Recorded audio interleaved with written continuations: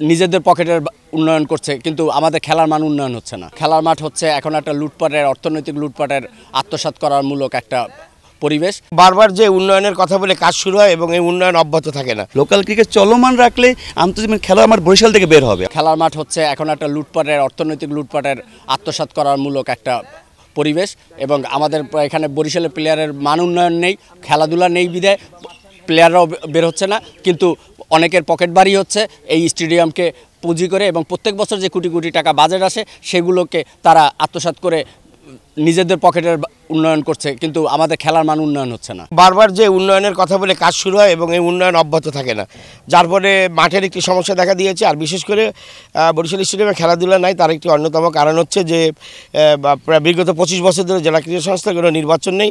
এর ফলে কম্পিটিশন করা কর্মকর্তা স্টেডিয়ামে আসে না, যার ফলে ক্লাবগুলিও অর্থনৈতিক কারণে দুর্বল হয়ে পড়েছে, এজন্য কোনো খেলা হচ্ছে না। এক যুগের বেশি সময় যাচ্ছে দ্বিতীয় বিভাগ পর্যন্ত, যেখান থেকে আসলে ছোটো ছোটো প্লেয়ার বের হয়ে আসবে।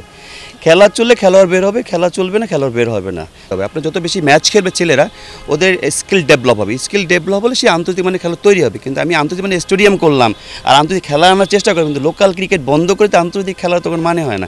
লোকাল ক্রিকেট চলমান রাখলে আন্তর্জাতিক খেলা আমার বরিশাল থেকে বের হবে। আমার বরিশাল থেকে একটা আন্তর্জাতিক মানের খেলোয়াড় বের হলে আমাদের ভালো লাগবে। অবশ্যই আমরা আন্তর্জাতিক মানের স্টেডিয়াম চাই, কিন্তু তার মানে আমার বরিশালের ক্রিকেটকে মানে মিলান করে না। বিশ্বমানের থার্মিক্স রড, সালাম স্টিল থার্মিক্স, দেশের একমাত্র থার্মিক্স রড। বরিশাল মাঠে খেলা হচ্ছে না প্রায় দীর্ঘ 7-8 বছর যাবৎ। এখন আমরা যেটা দেখছি যে আসলে মাঠ আসলে প্রস্তুত নেই, এই জন্যই। আর হচ্ছে আপনার বরিশালের খেলাগুলো ম্যাক্সিমামই হচ্ছে পিরোজপুরে হচ্ছে। তবে হচ্ছে যে এটাও আমাদের প্রাণের দাবি, স্টেডিয়াম এবং মাঠে যেন ক্রিকেটার বা খেলোয়াড়রা ফিরে আসে। কারণ হচ্ছে প্লেয়াররা প্র্যাকটিস করছে কিন্তু কোনো প্রতিযোগিতায় অংশগ্রহণ করছে না। আমি পড়াশোনা করলাম কিন্তু পরীক্ষা দিতে পারলাম না, সেই পড়াশোনা করে তো আসলে কোনো লাভ নেই। কাজ চলতেছে, কিন্তু অ্যাকচুয়ালি যে কাজের আমাদের দরকার সেটা হচ্ছে না। প্লেয়ারদের তৈরি করার সবচেয়ে জরুরি, প্লেয়ার এখানে আসবে, প্র্যাকটিস করবে, এটি সবচেয়ে বড় উন্নয়ন। যদি প্লেয়ার উন্নয়ন না হয়, মাঠ দিয়ে আমি কী করবো? I cannot do anything with we have a field আর we are developing too many things, কিন্তু যতদিন মধ্যে প্লেয়ার উন্নতি করতে না পারবে ততদিন মধ্যে আমরা কিছুই করতে পারতেছি না। মাঠ দিয়ে আমরা কী করবো? আমাদের দরকার প্লেয়ার আগে। মাঠ যদি না থাকে তাহলে খেলবে কোত্থেকে? আজকে দীর্ঘদিন পর্যন্ত মাঠের ফ্লাড লাইট পড়ে রয়েছে, স্টেডিয়ামের অবকাঠামো পড়ে রয়েছে। সরকার এখানে আন্তর্জাতিক মানের ভেন্যু করার জন্য চেষ্টা করছে, টেন্ডার হয়েছে। এখন যারা কাজ পেয়েছেন তারা আসলে এদের উদাসীনতার কারণে, ফান্ড নাই, এই ধরনের অজুহাতে এই কাজগুলো দীর্ঘদিনভাবে এখানে পড়ে রয়েছে। এখানে খেলাধুলা চালাইতে পারি না, প্লেয়ার তৈরি করতে পারতেছে না।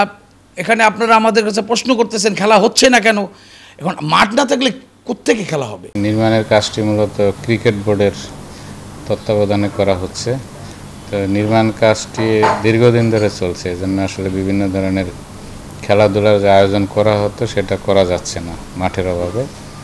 তো এই কাজটি যাতে দ্রুত সম্পন্ন হয় সেজন্য আমরা যারা বাংলাদেশ ক্রিকেট বোর্ড, তারপরে যুব ক্রীড়া মন্ত্রণালয় সহ যারা ঠিকাদার হিসেবে আছেন তাদের সাথে আমরা যোগাযোগ করে এটা নিশ্চিত করার চেষ্টা করতেছি। পাশাপাশি এটা যাতে মানসম্মতভাবে কাজটি হয় সেই জন্য আমরা আমাদের পক্ষ থেকে তদারকি কার্যক্রম করছি। এবং পাশাপাশি আমরা যেটা অনুরোধ করছি তাদের কাছে বারবারই, যাতে কাজটি দ্রুত সমাপ্ত করা হয়। কারণ এই মাঠের অভাবে আমাদের খেলাধুলার বিভিন্ন যে আয়োজন থাকে সেটা করা যাচ্ছে না, এবং সেই ক্ষেত্রে খেলোয়াড় তৈরির তো সবচেয়ে বড় প্রথম ধাপেই হচ্ছে যে মাঠ থাকতে হবে। তো সেই জন্য আমরা অনুরোধ করেছি যাতে কাজটি দ্রুত করা হয়।